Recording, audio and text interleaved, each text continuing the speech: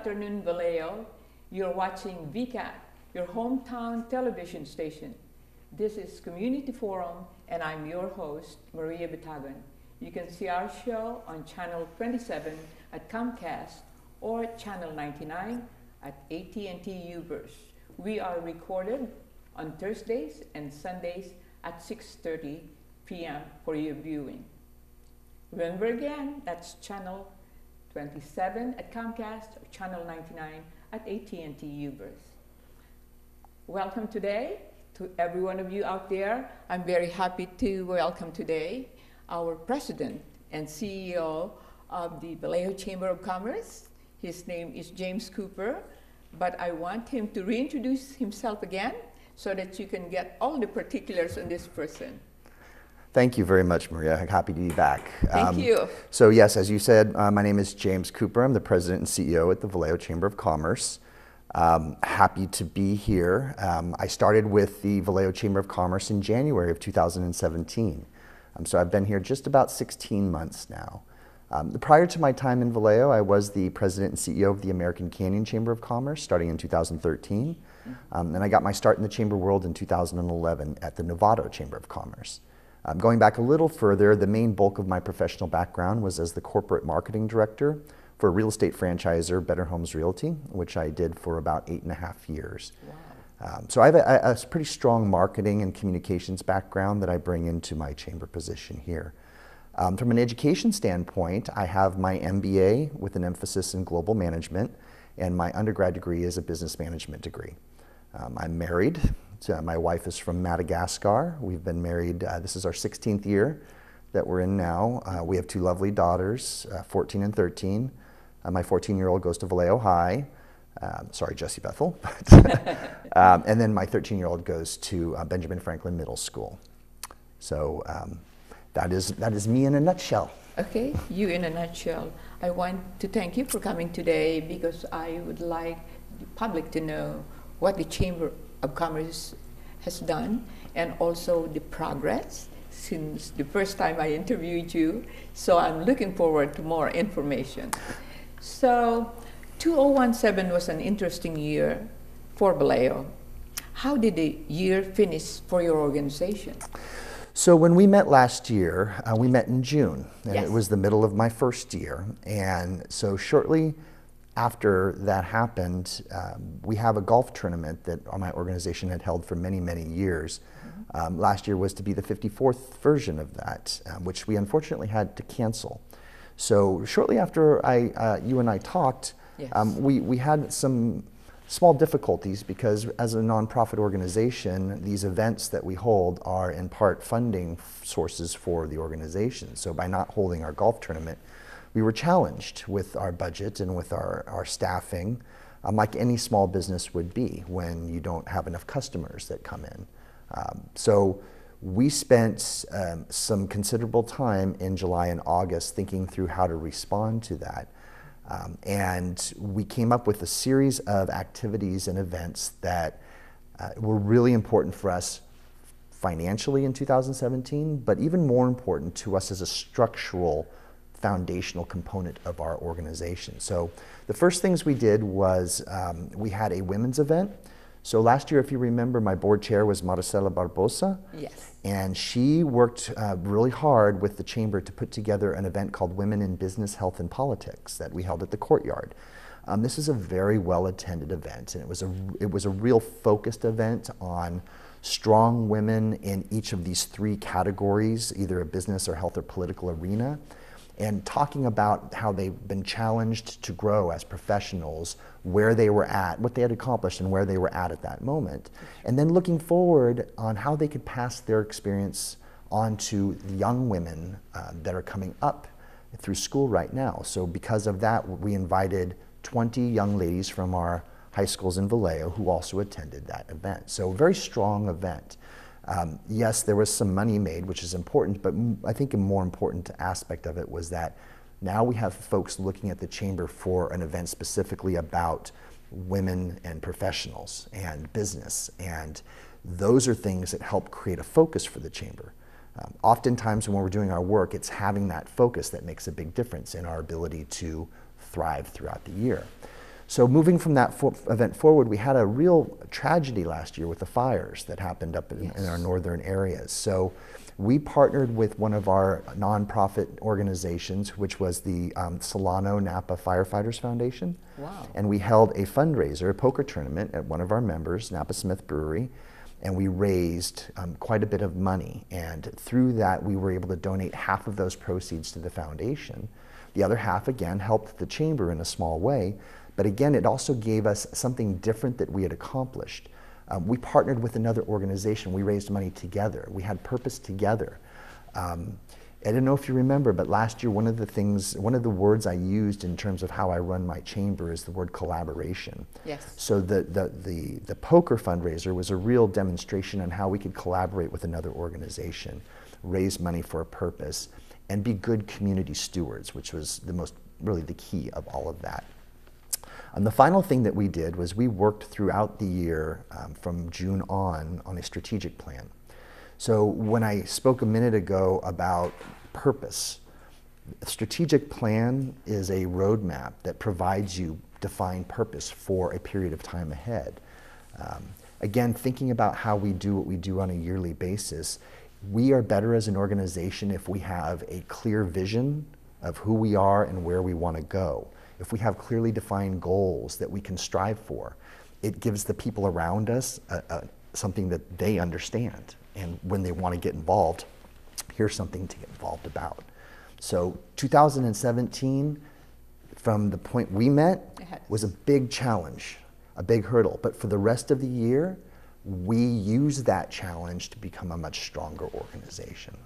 But it's a learning experience, you know. I think everything is a learning experience. And the reason why I call you again is because I says, oh my God, he's jumping all over the place, getting involved here and there, and also the publicity that you get. And also, I think it's because of your background and knowing how to deal with people. And that's what I attribute it to. So, okay. Now, I want you to overemphasize what were the Chamber's biggest wins of 2017, and because you already said some of your disappointments. Right, but you know what? I think that you should consider on the biggest wins of 2017. Okay. So from the time we met, yes, really the three events I just mentioned, the two events I just mentioned, which were the Women in Business event, yes, and the poker tournament, I would consider those two of our biggest three wins for our events that we held. Mm-hmm. A third type of event that we hold every year is called Good Morning Vallejo. Yes. So the GMV event is run through our Economic Development Committee. And so last year we had two of these events. The first one was called the Economics of Cannabis in Vallejo, which was a conversation about our medical marijuana dispensaries and the coming changes because of what happened in California in 2016, yes, with the changing of the laws around the use of recreational use, I should say, of marijuana. It's important to have these conversations, to not ignore them. Okay. So we held that event, and it was a very successful event. We had 80 people in attendance. It was a wonderful discussion. The second one of those events that we held was called College Town Vallejo. Mm-hmm. And it was a meeting where we had Solano Community College, yes, we had Cal Maritime Academy, and we also had Touro University. And they talked about the relationship of the educational institutions, not just to each other, but to the community, both from an economic standpoint, you know, the jobs they provide, the business that they do because their students come into the community and they eat and they shop, but also how our members could learn to do business with the schools.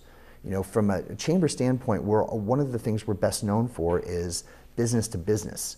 And so that was an opportunity to share not only wonderful industry that's very impactful for our community, but also with our members how it is that they could benefit from these relationships, possibly as vendors. Yes, so that basically is an education, business? It's a business education event, but it's an economic. It's economic also. So those were events that we did that were really successful. I also mentioned the strategic plan, but besides the strategic plan, we overhauled our bylaws. So as a nonprofit organization, our bylaws are the documents that govern how we operate. So by revising our chamber bylaws, I think what we've done is we've given ourselves a better opportunity going forward to find board members, to hold on to those leaders who, volunteer leaders who do raise their hand to come on board with the chamber and to help us out.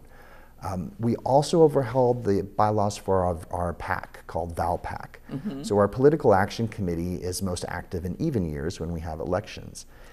And yet in years past, our ValPAC has been very closely comprised of our board. And it was important that we create more more opportunity for our members to participate in that committee, so that there's more voices about who it is the Chamber's Political Action Committee may endorse in the elections. Yes, and I understand, and also I observe the importance of chambers of commerce in the economic development of the city of Vallejo.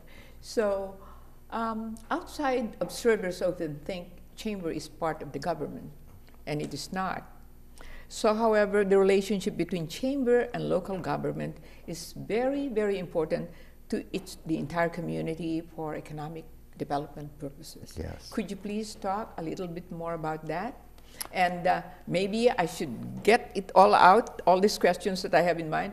How would you describe the chamber's relationship with the city of LA right now? And how has that relationship evolved over the last year, the improvements? Okay. Yes? So I believe it's extremely important that my organization have a good relationship with the city. Good is not always 100% positive. It doesn't always have to be just for the good things. We have to feel comfortable telling each other where we want to see improvements. And we're open to their conversations about how we can improve as well as they. So to back up a little bit, yes, we are not part of the government. We are a private nonprofit. Chambers of commerce in the United States are not normally part of their local governments. There may be places where they are, but not here. We maintain a strong relationship with the city by meeting with them regularly. So this last 4 or 5 months, the chamber has set up a series of meetings where we meet monthly with the mayor. We meet monthly with the new economic development manager, Ron Gerber.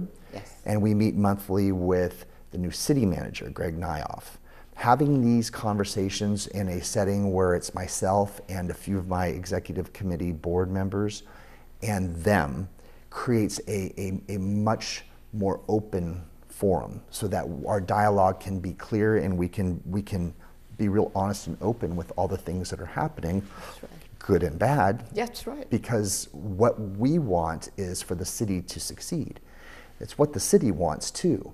Sometimes when we're in more public forums, we argue, and it can be because it's expected for us to argue, but that's not always the way to solve problems, That's right? It's important that we look for where we identify where the problems are, but that we also find the solutions and we work towards those solutions together. We have to create the kind of relationship where we are trusting of one another. And so that's where I think our relationship is now. I really feel very strong and very positive about the new city manager and his approach to what work needs to be done right away in the city. I really, really value our new economic development manager, who brings a wealth of regional development in communities that have similar challenges to the ones that we face right now, which is underdevelopment in key areas and sort of a revisioning of where we should be focusing our development down the road. These relationships allow the chamber to have a stronger voice when the city's having their own discussions. So as an example, recently the city had a planning session that they held. It was a 2-day planning session at the Maritime Academy campus. Prior to that, we were able to meet with the city manager in a setting where we discussed one of the key issues that I will hit again in just a moment. But because of that relationship, the city manager encouraged us to write the letter and make sure we submit it to the city for their planning session. So when they're in their planning and they're discussing what they should do, they've got a document from the Chamber of Commerce as part of that consideration. I went in on the second day to observe the list of things that they had written down. I was very happy to see that the letter that we had wrote, the priorities, it was included in that. Now, Maria, it's always easier to dance with a partner that wants to dance with you. That's right. And I give the credit to the city for having this open and positive energy to have a good relationship with the chamber. That's right. Economic development, when it happens, it's a fire that doesn't stay lit forever. And so when it's burning, we need to be doing everything we can to benefit from that. And that time is right now. I think everybody in this community understands that things are going well here. This is something that, because we have a strong relationship with the city, we can compel them to focus on those areas that will have the strongest opportunity to give us the economic benefits that we want, right? More businesses, more jobs, expanding our current businesses. So these conversations and dialogue with the city have earned the trust factor that's important. Yes. in connecting with one another. Yes. So what do you think about Vallejo's economic development efforts? So I think the city has done some really wonderful things. If you know better than I, you've been here longer, the path that we've walked, right? The past, the challenges of bankruptcy and things of that, right? Yes. Well, somewhere a few years back, and I don't know exactly, but I'm going to say probably 2013 or 14, right after we escaped bankruptcy, the city started making some really strong efforts on this question of economic redevelopment. Where do we go? What do we do? And you see some efforts downtown. You know, the CCRC is one group. The Chamber has the Downtown Merchants Committee. These are groups whose focus is on the downtown as a place to see economic vitality and growth. But you need to get more people asking to come to the city. It's not just developing the area and waiting for people to show up and say, oh boy, that's pretty, I want to have my business here. There needs to be a proactive push out, right? So my background as a corporate marketing director, one of the things that we would do is market the identity of our corporation. We push it out and try and get people to see it from farther away. So the city did something very similar. They engaged a consulting firm. They came up with a really strong website, a package of information called choosevallejo.com. Wow. And this website was designed specifically to market the community economically as a business development location, either for a company to expand into or for them to start their business to altogether. And they're marketing this to people all around the region, not just the San Francisco region, but throughout the California region, the Western United States, and even nationally. They're presenting us as an opportunity. When the city does something like that, there's a lot of work they have to do to get to that point, right? So North Mare Island is one of those key points where you've seen some extensive efforts to try and get the land at a place where if a company were to come and want to start, we'd be ready for them. Because the city is doing this more and more, because they put their name out there to compete for projects. The Amazon project last year was a really good example of this. When you put your name out there, more people are going to see that you're an option, and you're going to get more possible projects. Well, people will come and they'll start knocking on your door and they'll say, hey, we've got this project, is this suitable for you? The more of those opportunities to have, the more chances we have to convert. So the other side of that economic development piece is the planning and permitting stuff that we were talking about, that we need a city that once we get these leads in, they are able to convert. So I feel really good because from an economic development standpoint, the city's getting a lot of leads right now. They're getting a lot of interest. There's a lot of businesses and different industry types that are coming to Vallejo saying, we may want to be there. So the next step is for the city to say, okay, now we will carry you to the finish line. We will get you to a place where you can open your doors, where you can start advertising, you can start doing your business. It's a good time to be in Vallejo, and it's a good time to be here from an economic development perspective. I say all of that, there's challenges. Yes. There always are challenges, whether it's processes that need to be fixed, whether it's infrastructure issues that we certainly have our share of around our community. But if we're all aware of those challenges and we're working towards fixing those, that first piece, the economic development piece, the one where you get the interest in, then it works and you get the new businesses here. So. Okay, I have plenty of questions, which is, I'm so impressed about the strategic plan for 2018 to 2020. The Vallejo Chamber of Commerce recently published its strategic plan for 2018 to 2020. Please talk about this plan, and these are the questions I have for you. How did it come about? Why create one? Has this been done before? How do you feel about the plan? And have you started working on the plan? If so, where are you? Okay, very good. So this is the plan. Great. Two-sided. And this can be found on our website, www.vallejochamber.com. On the front page, you have to go down about halfway, and then you'll see something that talks about the strategic plan. And if you click on it, you will get to this document.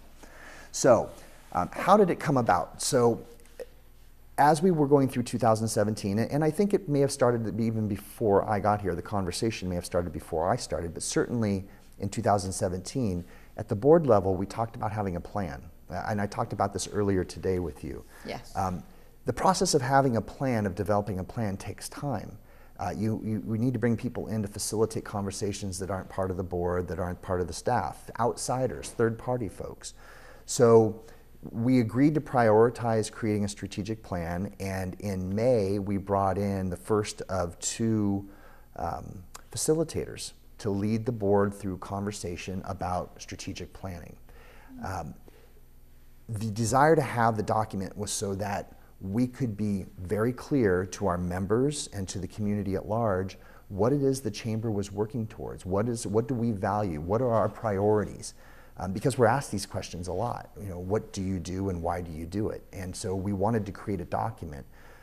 The document helps the board because it gives the board clarity on the vision that we're pursuing.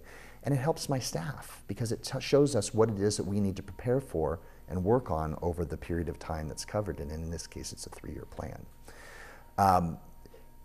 This document, to what I've been told, has never been created before in the Chamber. In my organization, this is our 145th year, and we've never had a strategic plan as part of our strategy. And so I'm proud of being a part of that process. That's right.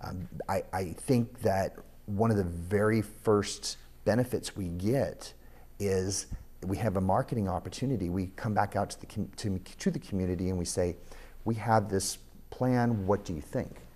And that's sort of what we're doing right now, is we're letting everybody know, or we're asking people what they think about the plan so we can get their input on what they believe is important. That two-way conversation keeps the Chamber up here in people's minds, because they know we are a resource that's proactively working towards positive solutions for the city. A lot of times when you work as an organization like a nonprofit, some of your work can just be down here. The only people who know are the ones that are directly working with you. Right. We want the whole community to realize that our role here is to make life better for everybody. And we do it through the prism of business, but it's not exclusive to business, and it's not exclusive of the benefits of community in general. Right. We know that a healthy business community means we have a healthy community, and vice versa. So we think that this document is really an important piece of that conversation. In terms of have we started working on it yet? As a matter of fact, objective number 1, advocate for public policy changes that reduce the business permitting process timeline and increase business satisfaction with the process. This is what we are working on right now. We have 8 total objectives, and number 1 we've already started. And we started that by meeting with the city, with the ad hoc committee, and that's something that I described a little bit earlier. So the strategic plan was as much a focus tool for us as it was a place to start when we started working with our 2018 plan. So. Okay, so we may, in probably so many minutes, we will be closing this interview. Okay. But before we do, I would just say, beyond the strategic plan, what are the Chamber's priorities for 2018? And I can see when you talk about strategic plan, about timelines, how important they are as a factor in accomplishing things. So, and I think that your training helps so much in those arenas. Thank you. So, beyond the strategic plan again, what are the Chamber's priorities for 2018, and after you finish those priorities, could you please talk to the business constituents or the people whom we want to inform what is going to happen and the timelines of these things that you are trying to accomplish? Best I can. Yes, Best I can. yes. So, I mean, the strategic plan is really important, right? It's just one document, though. We have another series of documents that are called policy statements. These policy statements are affirmations of what the Chamber stands for. So these are internal processes, Maria. These are things that we're doing to strengthen the organization at the inside of our organization. We use the term foundational, right? These are foundational documents so that everything we build from, we're building from this very transparent starting point. The policy statements are sort of like the guardrails on the road. They're the words that are meant to keep us pointed towards our targets here. In terms of the other things that we're going to work on this year, we are going to build from our women's event of last year. We've had some discussions on exactly how we want to build off of last year's success, but it's an opportunity. We don't feel like there is enough attention paid to the women professionals of our community. And it doesn't mean that it's exclusive to the males. It's just a chance to emphasize the different experience that women encounter in business and a chance to showcase their successes and hopefully give them the opportunity to make a connection to a resource that they're seeking. We thank you very much for incorporating women in the activities, because that's something that is a now topic. Mm-hmm. And also because I'm a member of this Optimist Club, I'm just, my heart warmed up when you said something like that, because the California Maritime Academy also have activities for women mm-hmm. and women leaders. So I want to thank you very much for coming. Oh. And whenever there is anything that you want to communicate to the public, please be, don't be a stranger.